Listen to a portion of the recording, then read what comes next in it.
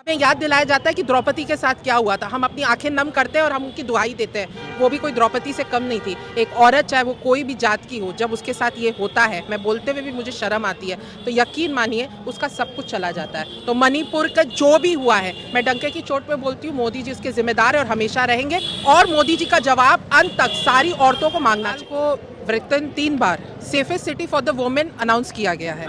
इसका मतलब कि बंगाल में आधी रात को भी एक अकेली औरत अपने घर, अपने काम से या कोई भी इमरजेंसी से निकल सकती है। और ये सुरक्षा थी ममता बनर्जी की, वो सुरक्षित होकर अपने घर जाएगी। आज मैं भी एक औरत हूँ, चाहे मैं पार्षद थी लेकिन मैं भी औरत थी। बहुत बार ऐसा काम पड़ता था जब मुझे आधी रात को अपने घर आना पड़ता था। आप यकीन मानिए बहुत सेफ करके मैं घर से निकलती थी और मेरे पिताजी को ये श्योर रहता था कि मैं रात में वैसे ही सुरक्षित अपने घर आऊँगी। ममता बनर्जी 3 बार जो सिटी को सिक्योर बताया गया वुमेन के लिए, वो एक उपाधि मिली गई। ममता बनर्जी ने अपने आप को उपाधि नहीं दी, उपाधि मिली गई।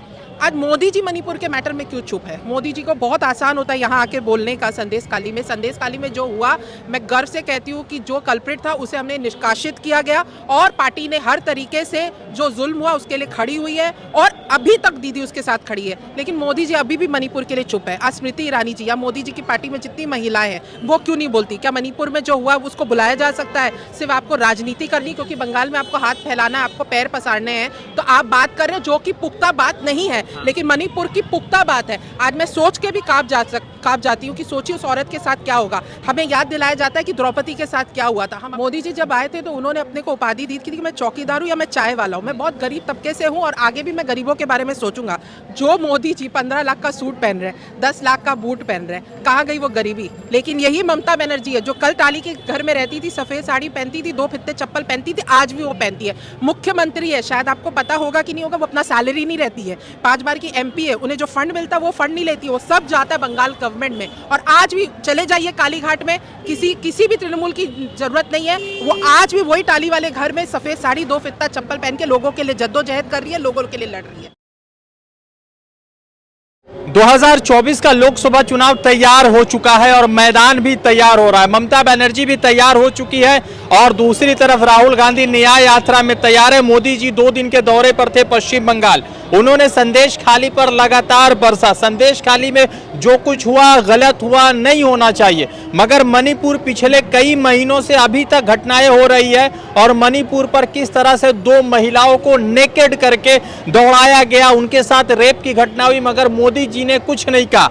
पश्चिम बंगाल के कोलकाता को 3 मर्तबा कंटिन्यू सेफेस्ट सिटी इस पूरे देश भर में रखा गया, मगर मोदी जी कहते हैं कि बंगाल जो है महिलाओं के लिए सेफ नहीं है। हाथरस उन्नाव भूल जाते। श्वेता इंदौरिया जी है, तृणमूल कांग्रेस से जुड़ी हुई है, पार्षद 2 मर्तबा रह चुकी है 43 नंबर वार्ड से। श्वेता जी, पूरे देश भर में मोदी जी कह रहे हैं कि बंगाल जो है महिला के लिए सुरक्षित नहीं है। आप नेत्री है वो एक अलग बात है, मगर आप महिला है, आप सुरक्षित है बंगाल में? पूरी तरीके से। आपने जो अभी सवाल पूछा उसी में आपने जवाब भी दिया। बंगाल को वृत्तन 3 बार safest city for the women announce किया गया है। इसका मतलब कि बंगाल में आधी रात को भी एक अकेली औरत अपने घर, अपने काम से या कोई भी इमरजेंसी से निकल सकती है। और ये सुरक्षा थी ममता बनर्जी की, वो सुरक्षित होकर अपने घर जाएगी।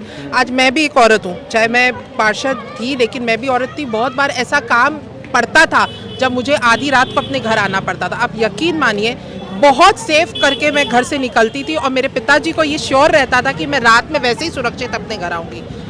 ममता बनर्जी 3 बार जो सिटी को सिक्योर बताया गया वुमेन के लिए, वो एक उपाधि मिली गई। ममता बनर्जी ने अपने आप को उपाधि नहीं दी, उपाधि मिली गई। आज मोदी जी मणिपुर के मैटर में क्यों चुप है? मोदी जी को बहुत आसान होता है यहाँ आके बोलने का। संदेश काली में जो हुआ, मैं गर्व से कहती हूँ कि जो कल्प्रिट था उसे हमने निष्कासित किया गया और पार्टी ने हर तरीके से जो जुल्म हुआ उसके लिए खड़ी हुई है और अभी तक दीदी उसके साथ खड़ी है। लेकिन मोदी जी अभी भी मणिपुर के लिए चुप है। आज स्मृति ईरानी जी या मोदी जी की पार्टी में जितनी महिलाएं हैं वो क्यों नहीं बोलती? क्या मणिपुर में जो हुआ उसको बुलाया जा सकता है? सिर्फ आपको राजनीति करनी, क्योंकि बंगाल में आपको हाथ फैलाना है, आपको पैर पसारने हैं, तो आप बात कर रहे हो जो कि पुख्ता बात नहीं है, लेकिन मणिपुर की पुख्ता बात है। आज मैं सोच के भी कांप जाती हूँ कि सोचिए उस औरत के साथ क्या होगा। हमें याद दिलाया जाता है कि द्रौपदी के साथ क्या हुआ था, हम अपनी आंखें नम करते हैं और हम उनकी दुहाई देते हैं। वो भी कोई द्रौपदी से कम नहीं थी। एक औरत चाहे वो कोई भी जात की हो, जब उसके साथ ये होता है, मैं बोलते हुए भी मुझे शर्म आती है, तो यकीन मानिए उसका सब कुछ चला जाता है। तो मणिपुर का जो भी हुआ है, मैं डंके की चोट पे बोलती हूँ, मोदी जी इसके जिम्मेदार है और हमेशा रहेंगे,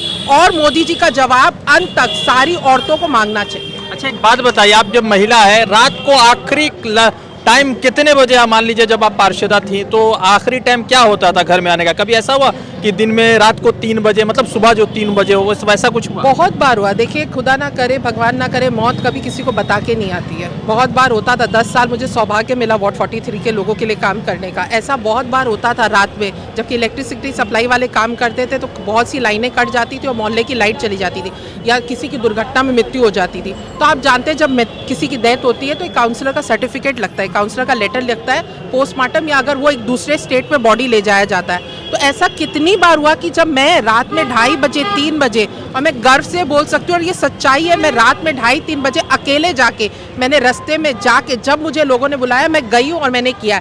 इससे भी एक और बात थी कि मेरी माता जी को किडनी की प्रॉब्लम थी। 1 साल तक मेरी माँ बेलव्यू में एडमिट थी। ऐसा बहुत बार होता था कि जब रात में हमें फ़ोन आता था कि मेरी मम्मी की हालत ख़राब हो गई है, मैं अकेले घर से जाती थी, और मेरे पिताजी हॉस्पिटल में रहते थे, मैं अपने घर से अकेले हॉस्पिटल में जाती थी। मुझे आज तक कभी भी असुरक्षा महसूस नहीं हुई। मोदी जी झूठ बोल रहे हैं पूरी तरीके से। उनका काम क्या है? वो सिर्फ झूठ की बुनियाद पे रोटी सेक रहे हैं और कुछ नहीं कर रहे। चौकीदार पूरी तरीके से निष्फल है। अच्छा, एक सवाल है, ममता बनर्जी महिला है, ममता बनर्जी भी बहुत संघर्ष के बाद आई है, मोदी जी भी संघर्ष के बाद, ऐसा नहीं है कि संघर्ष नहीं किया, उन्होंने भी संघर्ष किया। तो आप लोग कैसे देखते हैं ममता बनर्जी को? क्या पीएम फेस है ममता बनर्जी? देखिए, मैं एक बात, मैंने कल भी एक बात कही थी, मैं आज भी एक बात कहती हूँ। मोदी जी जब आए थे तो उन्होंने अपने को उपाधि दी थी कि मैं चौकीदार हूँ या मैं चाय वाला हूँ। मैं बहुत गरीब तबके से हूँ और आगे भी मैं गरीबों के बारे में सोचूंगा। जो मोदी जी 15 लाख का सूट पहन रहे हैं, 10 लाख का बूट पहन रहे हैं, कहाँ गई वो गरीबी? लेकिन यही ममता बनर्जी है जो कल टाली के घर में रहती थी, सफ़ेद साड़ी पहनती थी, 2 फित्ते चप्पल पहनती थी, आज भी वो पहनती है।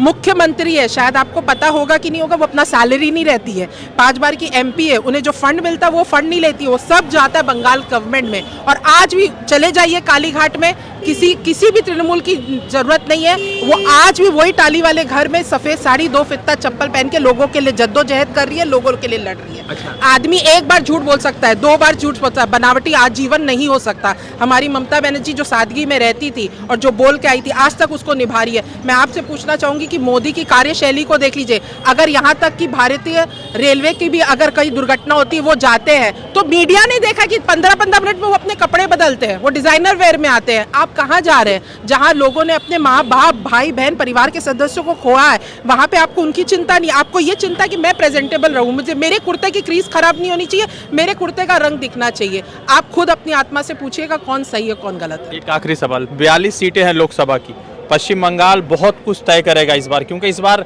थोड़ा सा बेरोजगारी जिस तरह से बढ़ी है, दिक्कत है भाजपा के लिए। क्या तय कर रहा है पश्चिम बंगाल? 42 में कितनी सीटें तृणमूल कांग्रेस? मुझे जरा भी संकोच नहीं है बोलते हुए कि 42 में 42। पश्चिम बंगाल ने हमेशा राह दिखाई है। जैसा कहा जाता था, what Bengal thinks today, India thinks tomorrow. तो ये हमारे इसलिए है, जरा सा भी मुझे संकोच नहीं है। आप जितने भी आज के दिन में पोलिंग जो हो रहा है, एग्जिट पोल हो रहा है, आप उसमें जाके देख लीजिए। कुछ ऐसे चैनल है जो बीजेपी की दलाली करते हैं, बीजेपी के अपने चैनल बताए जाते हैं, उसमें भी बताया जा रहा है कि 42 से 42 सिर्फ पश्चिम बंगाल में आ रही है। इससे बड़ी कोई बात ही नहीं होगी। हम अपनी पार्टी का बोलेंगे, लेकिन जो दलाली कर रहे बीजेपी की जो चैनल, वो बोल रहे हैं, तो सही मानने में अवाम, पश्चिम बंगाल की अवाम ममता बनर्जी को छोड़ के कहीं नहीं आएगी। और मैं आपको बता रही हूँ, इस बार एक इतिहास रचेगा, प्रधानमंत्री बंगाल से ही होगी और वो हमारी नेत्री पश्चिम बंगाल की ममता बनर्जी होगी। चलिए, तो 2024 का चुनाव करीब है। प्रधानमंत्री नरेंद्र मोदी कलकत्ता में, कृष्णा नगर में और तमाम जगह पर जाकर जोरदार भाषण दे रहे हैं, मगर उनको मणिपुर याद नहीं है। मणिपुर में भी घटना हुई है, संदेश खाली में जो हुआ गलत हुआ, नहीं होना चाहिए, मगर मणिपुर को आप नहीं भूल सकते। रज़ा अंसारी की रिपोर्ट।